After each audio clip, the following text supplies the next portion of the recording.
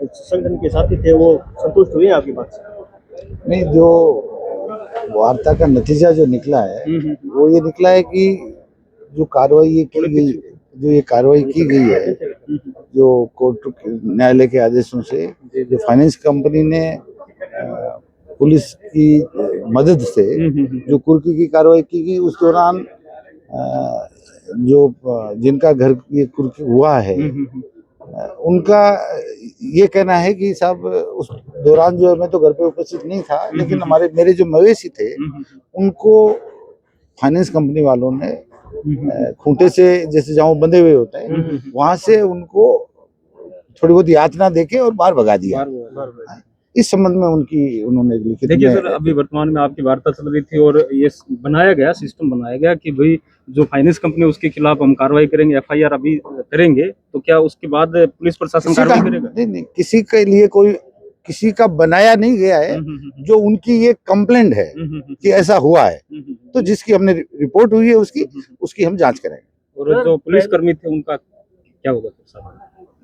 क्या मतलब आपका? जैसे पुलिसकर्मी को पकड़ने गए थे, लगाया गया नहीं, पुलिसकर्मी का आरोप लगाया गया था। दुर्व्यवहार का जो ऐसा देखा गया है सर कि पुलिस की जो भूमिका है वो संदेह के घेरे में है इस मामले में। नहीं, इस संबंध में हमने स्थिति स्पष्ट पहले भी की है कि पुलिस की भूमिका कोई संदिग्ध नहीं है, और पुलिस न्यायालय के आदेश के अनुसरण में वहां गई थी, और जो वहाँ सिचुएशन जो हुआ उसके संबंध में ऑलरेडी हमने पुलिस की तरफ से पक्ष रखा है, और शायद आपको भी सब लोगों को पता है। ये पक्ष तो रखा। अभी वार्ता के बाद मंगेश चौधरी कह रहे थे कि हमारी डिस्कस हुई, वार्ता में हम मतलब संतुष्ट हुए कि विभाग ने माना है कि जो पुलिसकर्मी उनके साथ थे तो उनकी विभागीय जांच जो आगे डीजीपी लेवल की हम करवाएंगे। नहीं, ये कौन कह रहा है? डीजीपी मंगेश चौधरी।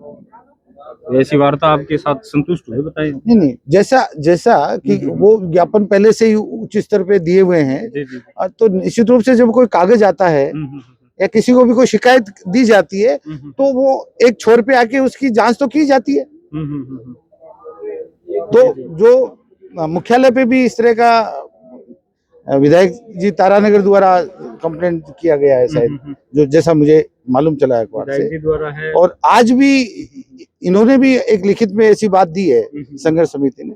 तो निश्चित रूप से जो बात आई है उसके सही फैक्ट्स पे हम जाएंगे। क्या बात? यही पूछ रहे हैं। एक सवाल और है, क्या ऐसी स्थिति में पुलिस कांस्टेबल मेल पुलिस एक महिला को ऐसे पकड़ सकता है, ऐसे घसीट सकता है? क्या ये जायज है? इस संबंध में मैंने पूरी स्थिति पहले वो करी है, स्थिति बताई है कि वो सिचुएशन क्यों हुआ वहाँ, कि जो श्रीमती शर्मिला जो हैं उन्होंने वहाँ ये कहा कि यदि आप इस तरह की कार्रवाई करेंगे कुर्की की, तो मैं आग लगा के आत्महत्या कर लूंगी और पुलिस के जिम्मे आ जाऊंगी। ये हमने पहले भी आपको बताया। इसका यही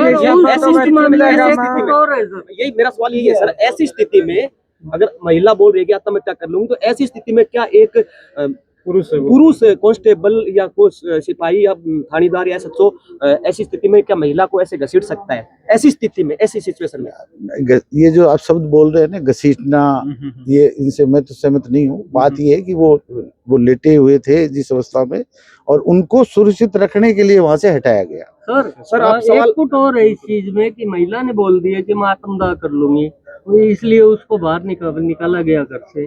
लेकिन फिर पशु कहाँ से आत्मदाह करते? पशु क्या कर रहे थे? पशु ये सब कार्रवाई जो है कुर्की के दौरान जो की गई है, वो परिसर को खाली कराने का न्यायालय का आदेश। चलिए, एक अंतिम क्वेश्चन आपसे कर रहे हैं, क्या राजगढ़ और चूरू जिले के अंदर कुर्की के मामले में पुलिस प्रशासन हस्तक्षेप करेगा? नहीं, पुलिस को न्यायालय के निर्देशन में हस्तक्षेप हुआ है, तो इससे हम इनकार थोड़ी कर सकते हैं कि आइंदा कोर्ट का आदेश होगा तो भी पुलिस मदद नहीं करेगी। ऐसा कुछ नहीं है। जो कानूनी प्रक्रिया से कोई चीज आएगी, तो जहां पुलिस की उपस्थिति की अनिवार्यता होगी या सक्षम स्तर से आदेशित होगा, तो वहां पुलिस को जाना भी है, काम भी करना है। Thank you.